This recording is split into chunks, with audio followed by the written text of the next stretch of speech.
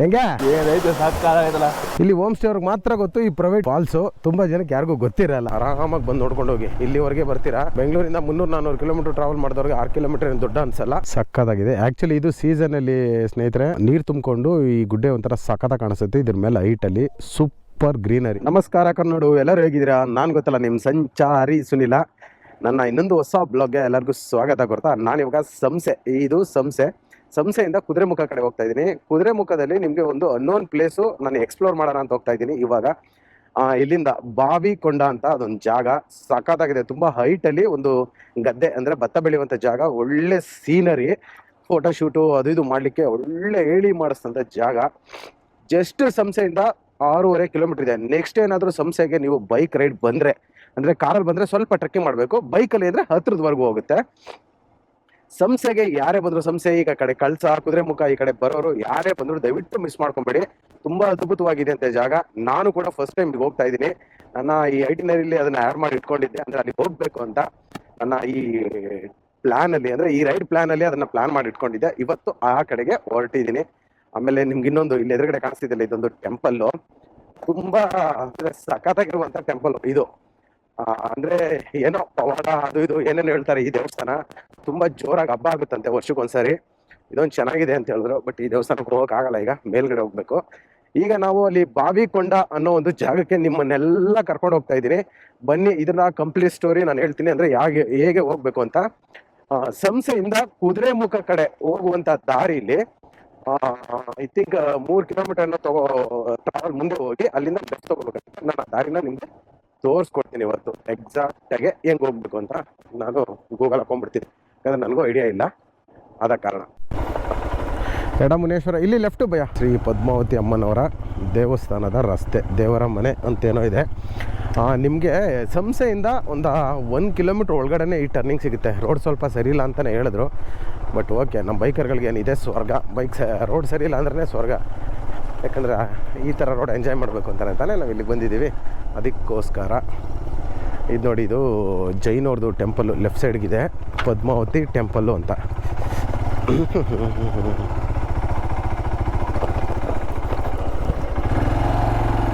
ಓಹೋ, ಇಲ್ಲೇ ಈ ಥರ ಆಗಿದೆಯಲ್ಲ ಟರ್ನಿಂಗು.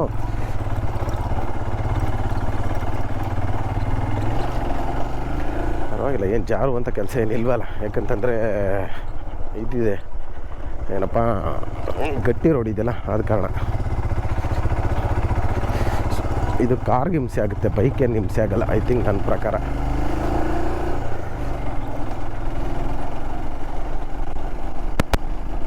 ನುಗ್ಗಿಸ್ಕೊಂಡು ಹೋಗ್ಬಿಡ್ಬೋದು ಗುರು, ಶಿಸ್ತಾಗೆ, ಏನು ಅಡ್ಡಿಲ್ಲ.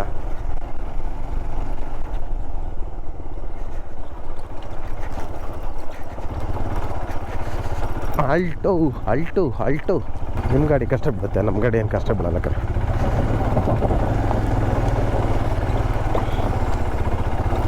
ಇಲ್ಲಿ ಲೆಫ್ಟು.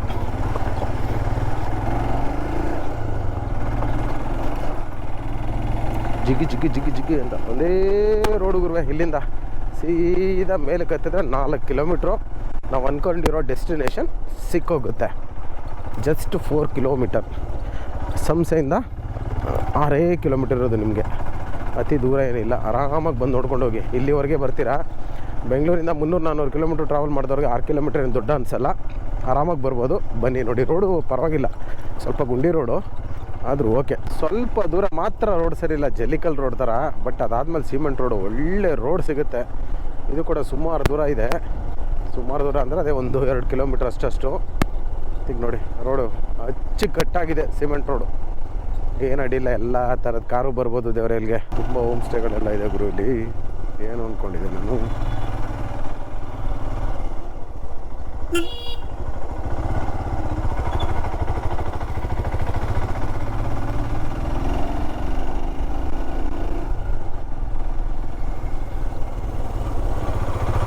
ನೋಡಿ, ಇಲ್ಲಿ ನಿಮಗೆ ಬೋರ್ಡ್ ಇದೆ, ಸುಗಮ ಹೋಮ್ ಸ್ಟೇ ಮತ್ತು ಶೋಲಾ ಹೈಟ್ಸ್ ಅಂತ ಯಾವುದೋ ಹೋಮ್ ಸ್ಟೇಗಳು. ಅಲ್ಲಿ ಲೆಫ್ಟ್ ಹೋಗ್ಬೇಕು. ಇಲ್ಲಿಂದ ಸಿಮೆಂಟ್ ರೋಡಲ್ಲಿ ಬಂದು ಇಲ್ಲಿ ಮಡ್ ರೋಡು.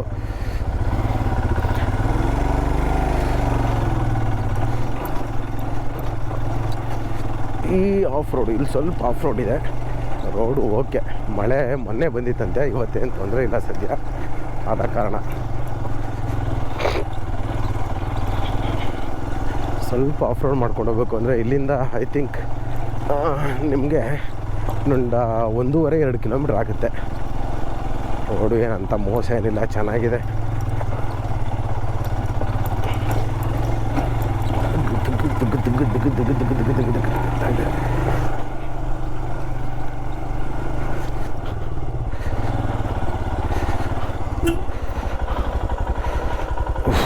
ಬರ್ತಿದ್ರ ಬಾಯ್ಸು, ಬಂದರು.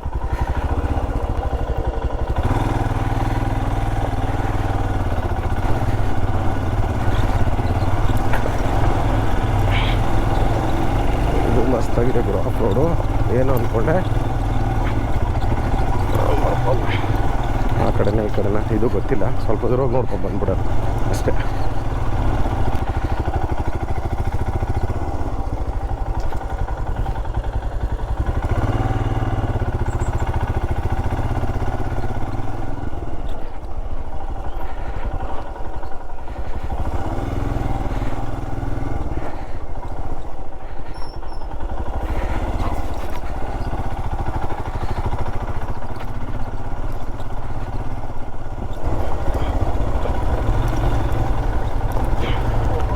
ಇಳಿ ಇಳಿ ಇಳಿ ಇಳಿ ಇಳಿ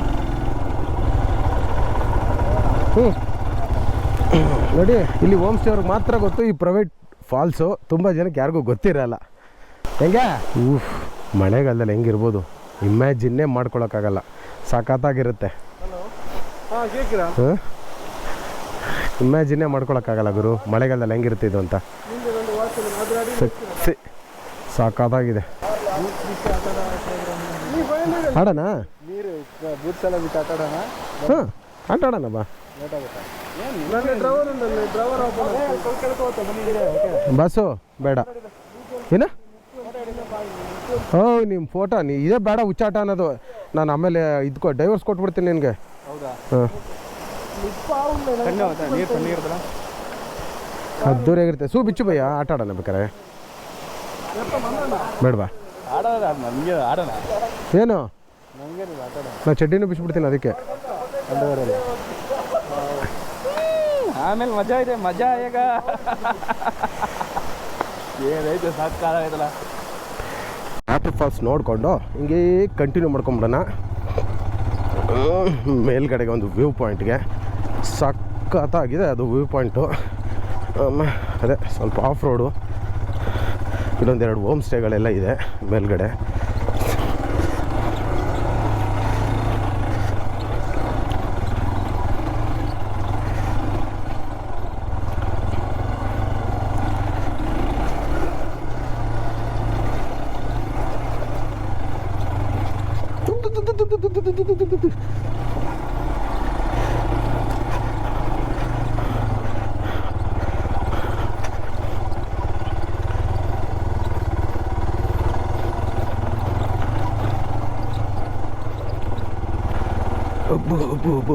ಹೋಗ್ತಾ ಹೋಗ್ತಾ ಏನು ಗುರು ಟಫ್ ಆಗ್ತಾ ಇದೆ.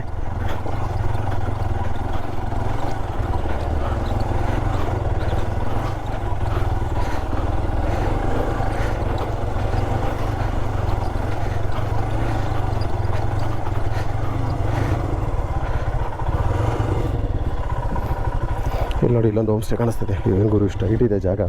ಇಲ್ಲಿ ನಮ್ಮ ಬಾಸ್ ಪಲ್ಸರ್ ಬಾಸ್ ಬರಲಿಲ್ಲ ಇನ್ನು.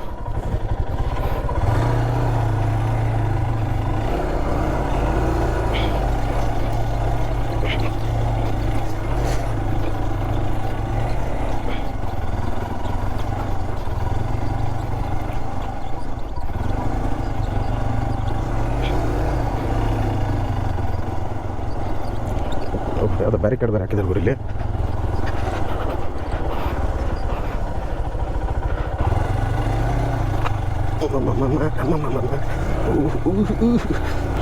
ಏಯ್ ಯಾಕೋ ಗಾಡಿ ಆಫ್ ಮಾಡು ಫಸ್ಟು.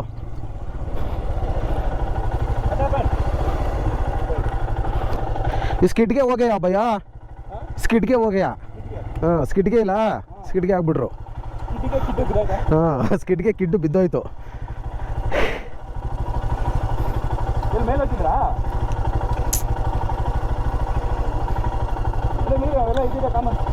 ಏನಾಗಿಲ್ಲ ನಡಿ. ಗಾಡಿ ಫುಲ್ ನೆಲಕ್ಕೆ ಬೀಳಿಲ್ಲ ಕಣ. ಇಲ್ಲಿ ಜಾರ್ಬಿಟ್ರು ನಿಧಿ ಭಯ್ಯ, ಸ್ವಲ್ಪ ಗಾಡಿ ಬಿತ್ತು, ಸದ್ಯ ನೆಲಕ್ಕೆ ಫುಲ್ಲ ಬೀಳಿಲ್ಲ. ಅವ್ರದ್ದು ಕ್ರಾಶ್ ಗಾಡಿ ಇಲ್ಲ, ಅದರದ್ದೇ ಒಂದು ಪ್ರಾಬ್ಲಮ್ಮು, ಟ್ಯಾಂಕ್ ಗೇಟ್ ಆಗಿಬಿಡುತ್ತೆ ಅಂತ. ನನಗೂ ಸುದ ಅದೇ ಭಯ ಪಾಪ. ನೆನ್ನೇನು ಅದೇ ಥರ ಆಯಿತು, ಸದ್ಯ ಎಲ್ಲೂ ಟ್ಯಾಂಕ್ ಗೇಟ್ ಬಿದ್ದಿಲ್ಲ. ಫಸ್ಟು ಬೆಂಗಳೂರಿಗೆ ಹೋದ ತಕ್ಷಣ ಅವ್ರಿಗೆ ಹೇಳಿದ್ದೀನಿ, ಕ್ರಾಶ್ ಕಾರ್ಡ್ ಹಾಕ್ಸ್ಕೊಬಿಡು ಬಂಗಾರ, ಆಫ್ ರೋಡ್ ಮಾಡ್ತೀನಿ ಏನಾಗಿದ್ರೆ crash guard very very important ಅಂತ. ನೋಡೋಣ, ರೋಡ್ ಇನ್ನೂ ಎಲ್ಲೋ ಹೋಗ್ತಾನೇ ಇದೆ. ನೋಡೋಣ, ಎಲ್ಲ ತುಂಬ ಹೈಟಾಗಿ ಹೋಗ್ತದೆ. ಆ್ಯಕ್ಚುಲಿ ಆ ಜಾಗ ಹೈಟಲ್ಲಿದೆ ಅಂತಲೇ ಹೇಳಿದರು, ಅದಕ್ಕೆ ಇರಬೇಕು, ತುಂಬ ಹೈಟ್ಗೆ ಹೋಗ್ತಾ ಇದ್ದೀವಿ. ಹೋಗ್ರಪ್ಪ, ಬರ್ತೀನಿ. ಯಾರನ್ನು ಕಚ್ಕೊಂಡ್ರಮ್ಮ, ನಾನು ಕಚ್ಕೊಬೇಕಾಗತ್ತೆ. ಹೌಮು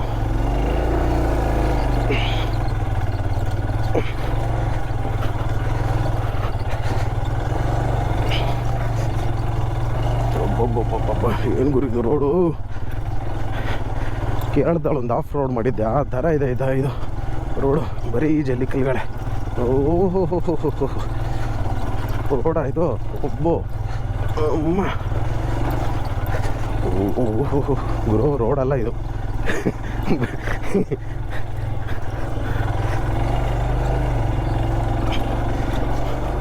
ಹೋಗು ಇರವತ್ತ, ಹೋಗು ಅದು ಬ್ರೀತ್ ಮಾತ್ರ ಬಿಡಬೇಡ. ಹತ್ತು ಅಗ್ಗು, ಅಬ್ಬಬ್ಬಬ್ಬ, ಅಯ್ಯೋ ಬೆಂಕಿ ಬಿರುಗಾಳಿ ಯಪ್ಪ. ಆ ಸ್ಟ್ರೆಚ್ ಮಾತ್ರ ಭಯಂಕರವಾಗಿದೆ, ಇಳಿಸ್ಬೇಕಾದ್ರೆ ಇರೋದು. ಹೆಂಗೋ ಹತ್ತಿಸ್ಬೇಕಾದ್ರೆ ನಮ್ಮ ಗಾಡಿಗಳಲ್ಲಿ ಕಷ್ಟ ಆಗಲ್ಲ, ಹೆಂಗೋ ಹತ್ಕೊಂಡ್ಬಿಡುತ್ತೆ. ಸ್ವಲ್ಪ ಕಷ್ಟನೂ ಸುಖನೂ, ಇಳಿಸ್ಬೇಕಾದ್ರೆ ಮೇನ್ ಇದಾಗೋದು.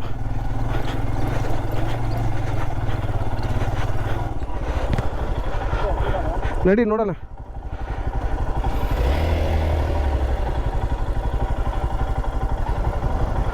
ಯಾವ ಕಡೆ ಅಂತ ನಮಗೂ ಅಷ್ಟೊಂದು ಐಡಿಯಾ ಇಲ್ವಲ್ಲ, ಫಸ್ಟ್ ಟೈಮ್ ಬರ್ತಿರೋದು. ನೋಡುವ.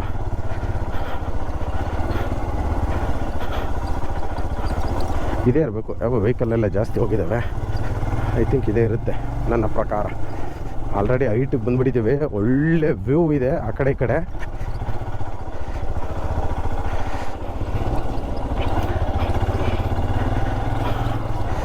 ಸಾಯಂಕಾಲ ಟೈಮ್ ಆದರೂ ಬಿಸಿಲು ಎದ್ದೆಗೆ ಹೊಡಿತಾ ಇದೆ. ಯಾಕಂದರೆ ಎದುರುಗಡೆ ಹೈಟಲ್ಲಿದ್ದೀವಲ್ಲ, ಎದುರುಗಡೆ ನಮಗೇ ಬೆಳುತ್ತೆ ತುದಿಲಿ ಇರೋದ್ರಿಂದ. ಏನಪ್ಪ ಇದು, ಫಾರೆಸ್ಟ್ ಒಳಗಡೆ ಎಂಟ್ರಿ ಆಗ್ತಾ ಇದ್ದೀವಿ ಈಗ.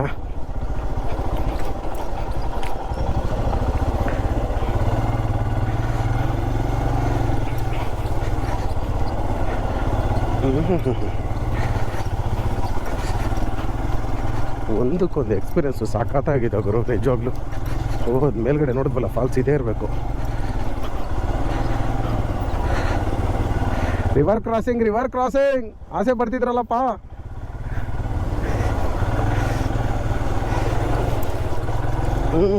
ರಿವರ್ ಕ್ರಾಸಿಂಗು ಆಗೋಯ್ತು, ವಾಟರ್ ಕ್ರಾಸಿಂಗು ಆಗೋಯ್ತು. ನನ್ನ ಲಾಸ್ಟ್ ವಿಡಿಯೋದಲ್ಲಿ ರಿವರ್ ಕ್ರಾಸಿಂಗ್ ಆಯಿತು, ಇದರಲ್ಲಿ ವಾಟರ್ ಕ್ರಾಸಿಂಗ್ ಆಯಿತು. ಅಲ್ಟಿಮೇಟ್ ಗುರು ಆಫ್ ರೋಡ್ ಮಾತ್ರ. ಅಪ್ಪ,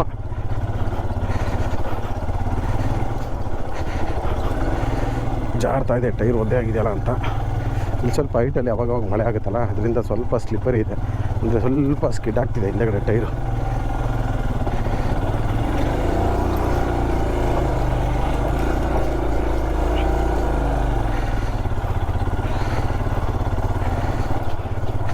ಗುರು ಕಮ್ಮಿ ಅಂದರು 3 ಕಿಲೋಮೀಟ್ರ್ ಮೇಲಿದೆ ಗುರು ಆಫ್ ರೋಡ್.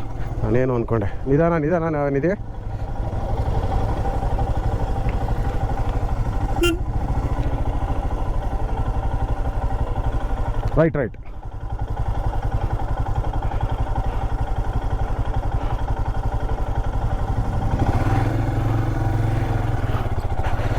ರೈಟ್ ಬರ್ಬೇಕಾ ಲೆಫ್ಟ್ ಬರ್ಬೇಕಾ, ಅದೇ ಕನ್ಫ್ಯೂಸು. ಫಸ್ಟೇ ಕನ್ಫರ್ಮ್ ಮಾಡ್ಕೊಂಡ್ಬಿಡ್ಬೇಕಲ್ವಾ ಬೆಟರ್ ರೋಡ್ ಯಾವುದು ಅಂತ ಇದರಲ್ಲಿ.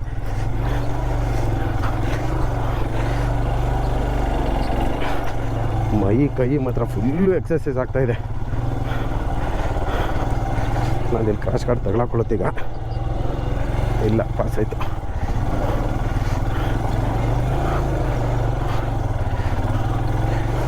ನಿಧಾನ.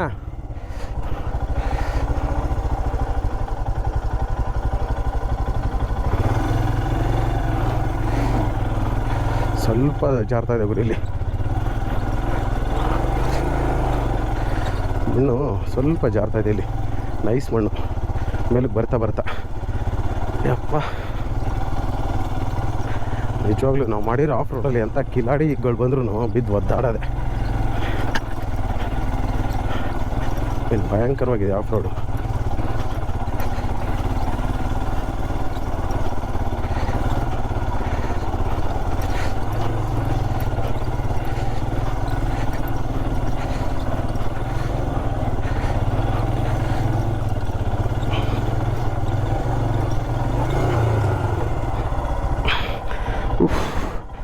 ಕಾಲು ಹೆಂಗೆ ಜಾರ್ತಾ ಇದೆ ಅಂದರೆ ಕಲ್ಲು ಫುಲ್ಲು ನೈಸಾಗ್ಬಿಟ್ಟವೆ. ಯಪ್ಪ ಹೆಂಗಿದೆ ನೋಡಿ ಆಫ್ ರೋಡು. ಹೋಗ್ಲಿ ರೀ ಸ್ವಲ್ಪ ಹೋಗೋಣ.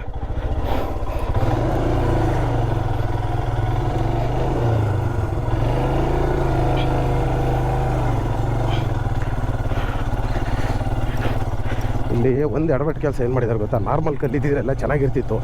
ಇವರು ಮನೆ ಕಟ್ಟಕ್ಕೆ ಬಳಸ್ತಾರಲ್ಲ ಕಲ್ಲುಗಳು, ಅದನ್ನು ತಂದು ಹಾಕಿ ಸ್ವಲ್ಪ ರೋಡ್ ಮಾಡಿದ್ದಾರೆ ಇಲ್ಲಿ. ಅದು ತುಂಬ ಸ್ಲಿಪ್ಪರಿ, ಜಾರುತ್ತೆ.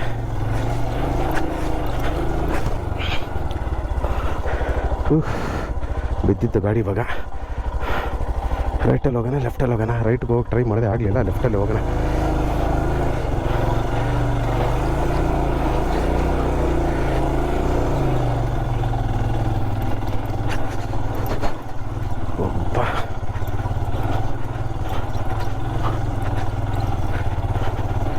ಭಯಂಕರವಾಗಿದೆ ಗುರು ಇದುವೇ. ಅಪ್ಪ ಕೆಳಗಡೆ ನೋಡ್ಬಿಟ್ಟು ಪರವಾಗಿಲ್ಲ ಅಂದ್ಕೊಂಡಿದ್ದೆ.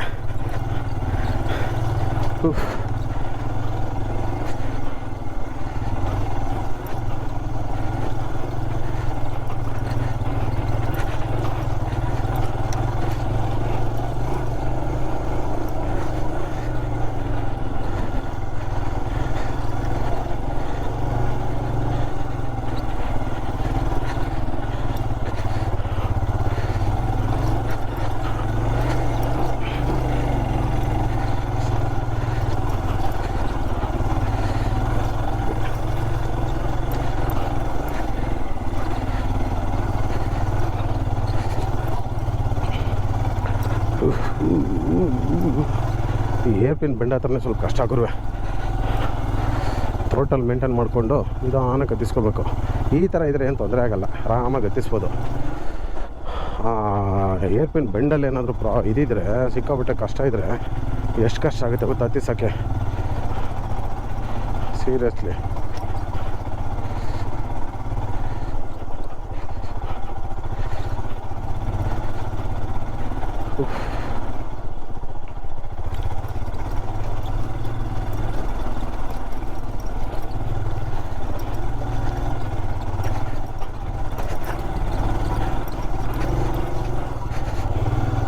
ನೋಡಿ ಈ ಥರ ಆಗ್ಬಿಟ್ರೆ ತೀರಾ ಕಷ್ಟ ಬಿಡುವೆ ಹತ್ತಿಸ.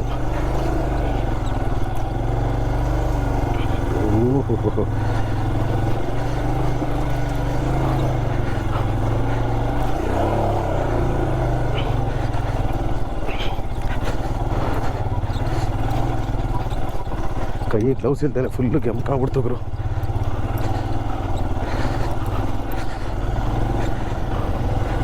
ಸ್ಟ್ಯಾಂಡು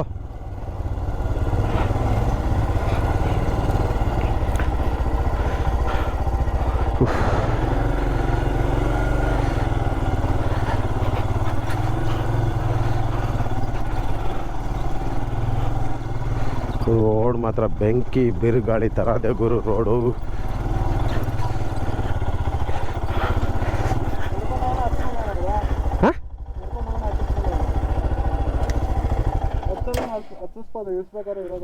ಇಲ್ಲೇನು ಜಾಗ ಟಫ್ ಇದೆಯಾ?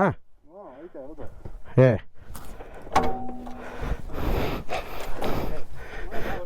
ಯಾರೋ ಚಿತ್ರಕಲೆನ ಇಲ್ಲಿಗೆ ಬಂದು ಚೆನ್ನಾಗಿ ಬರ್ತಿದ್ದಾರಲ್ಲ ಭಯ್ಯ. ಈ ವ್ಯೂ ಪಾಯಿಂಟೇ ಅದ್ದೂರಿ ಆಗೋದಲ್ಲ ಭಯ್ಯ. ಏನು ಸುತ್ತ ಬೆಟ್ಟಗಳು ನೋಡಿ ಭಯ್ಯ. ಯಾರೋ ನನ್ನ ಇಷ್ಟಕ್ಕೆ ಟಿಪ್ಪರಲ್ಲಿ ತಂದು ಒಂದೊಂದು ಗುಡ್ಡೆ ಮಣ್ಣಾಕವ್ರೆ ಅನಿಸುತ್ತೆ. ಸಾಕಾಗಿದೆ ಗುರು ವ್ಯೂ ಪಾಯಿಂಟ್ ಮಾತ್ರ. ಎರಡು ಕಲ್ಲು ಅವರೇ ಅದೇ ಬೆಳೆದಿರೋದ ಉಳ್ಕೊಂಡಿರೋದೇ ಗೊತ್ತಿಲ್ಲ. ಯಾರೋ ಅದರಲ್ಲಿ ಚೆನ್ನಾಗಿ ಚಿತ್ರ ಎಲ್ಲ ಬರೆದಿದ್ದಾರೆ. I think good. ಚೆನ್ನಾಗೈತಲ್ಲ ಭಯ್ಯ, ಹೋಗ್ಬೋದು.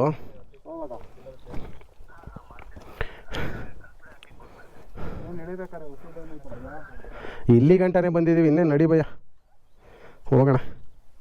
ಪಾಯಿಂಟ್ ಅಲ್ಲ ಸಕ್ಕತ್ತಾಗಿದೆ. ಆ್ಯಕ್ಚುಲಿ ಇದು ಸೀಸನಲ್ಲಿ ಸ್ನೇಹಿತರೆ ಇದು ಇರುತ್ತೆ ಏನೋ ನೀರು ತುಂಬಿಕೊಂಡು ಈ ಗುಡ್ಡೆ ಒಂಥರ ಸಕ್ಕತ್ತಾಗಿ ಕಾಣಿಸುತ್ತೆ. ಇದ್ರ ಮೇಲೆ ಹೈಟಲ್ಲಿ ಸೂಪರ್ ಗ್ರೀನರಿ. ಅಂದರೆ ಜೀಪಲ್ಲೆಲ್ಲ ಬರ್ಬೋದು ನೀವು, ಬೈಕಲ್ಲಿ ಸ್ವಲ್ಪ ಅದೇ ಹಿಂಸೆ ತೊಗೋಬೇಕು. ನಮ್ಮ ಥರ ರಿಸಿಪ್ಟ್ ತೊಗೊಂಡು ಬರ್ತೀನಿ ಅಂದರೆ ಬರ್ಬೋದು. ಆ ಕಡೆ ಎಲ್ಲ ವ್ಯೂ ಪಾಯಿಂಟ್ ಸಕ್ಕತ್ತಾಗಿ ಕಾಣಿಸ್ತಾ ಇದೆ. ಸುತ್ತ ಗ್ರೀನರಿಗೂ ಅದಕ್ಕೂ ಸಕ್ಕತ್ತಾಗಿದೆ. ಇನ್ನು ಈ ಬೆಟ್ಟದ ಮೇಲೆ ಹೋಗ್ಬೋದು ಅನಿಸುತ್ತೆ, ದಾರಿ ಇದೆ. ನಾವೇ ಬೇಡ ಅಂತ, ಯಾಕಂದರೆ ತುಂಬ ಸುಸ್ತಾಗ್ಬಿಟ್ಟಿದ್ದೀವಿ. ನಮ್ಮ ನಿಧಿಯವ್ರು ಬೇರೆ ಎದುರ್ಕೊತಿದ್ದಾರೆ, ಅಣ್ಣ ನಾನು ತಾಯ್ತಾ ತಂದಿಲ್ಲ ಬೇಡ ಅಣ್ಣ ಅಂತ. ಅದಕ್ಕೋಸ್ಕರ ಭಯ ನೀವು ನಿಂಬೆಹಣ್ಣು ತಂದಿಲ್ಲ ಅಂದಂಗೆ ಏನೋ ಇತ್ತು, ಕೊಳ್ಳೆಗಾಲದ ನಿಂಬೆಹಣ್ಣು ತಂದಿಲ್ಲ ಅಂದ್ರಿ, ಇವರೇನೋ ತಾಯ್ತಾ ತಂದಿಲ್ಲ ಅಂದರು. ಸರಿ ಬೇಡ, ನಾನಂತೂ ಇನ್ನೂ ಧೈರ್ಯವಾಗಿ ಇದ್ದೀನಿ. ಬಟ್ ಇವರಿಬ್ಬರೇ ಸ್ವಲ್ಪ ಶೇಖ್ ಅಬ್ದುಲ್ಲಾ ಥರ ಶೇಕ್ ಆಗ್ತಾ ಇದ್ದಾರೆ. ಅದಕ್ಕೆ ಬೇಡ. ಒಳ್ಳೆ ಪಿಕ್ಚರು ಭಯ, ಸಕ್ಕತ್ತಾಗಿದೆಯಲ್ಲ ಭಯ ಇದು ಪಿಕ್ಚರು. ಬನ್ನಿ ಇಲ್ಲೊಂದು ಫೋಟೋ ತೆಗೀರಿ ನಂದ ಬಾಸ್. ಫೋಟೋ ಹೆಂಗಿದೆ ವ್ಯೂ ಪಾಯಿಂಟು ಸ್ನೇಹಿತರೆ? ಸಖತ್ತಾಗಿದೆ. ಒಂದು ನಾಯಿ ನರಿ ಇಲ್ಲ, ಅದ್ದೂರಿಯಾಗಿ ಎಂಜಾಯ್ ಮಾಡಬೇಕು ಅನ್ನೋರು ಇಲ್ಲಿಗೆ ಬರ್ಬೋದು. ಪ್ರಶಾಂತವಾಗಿ ನೆಮ್ಮದಿಯಾಗಿರಬೇಕು ಅನ್ನೋರು. ಹೊತ್ತಿಗೆ ಮುಂಚೆ ಕೆಳಗಿಳಿದ್ಬಿಡಿ, ರಿಸಿಪ್ಟ್ ತೊಗೋಬೇಡಿ, ಅದು ತುಂಬ ಉತ್ತಮವಾದ ಕೆಲಸ. ಅದು ಅಲ್ಲದೆ ಇನ್ನೊಂದು ವಿಚಾರ ಏನಂತಂದರೆ, ಈಗ ನಮಗೆ ಮೇನ್ ದೊಡ್ಡ ಟಾಸ್ಕ್ ಅಂದರೆ ಕೆಳಗಡೆ ಇಳಿಯುವಂಥದ್ದು ಮೇನ್ ದೊಡ್ಡ ಟಾಸ್ಕು. ಬೆಂಕಿ ಥರ ಇರುತ್ತೆ ಆಫ್ ರೋಡು. ಈಗ ಹತ್ತದಲ್ಲ, ಇಳಿಯೋದು ರೋದನೇ ವಿಚಾರ.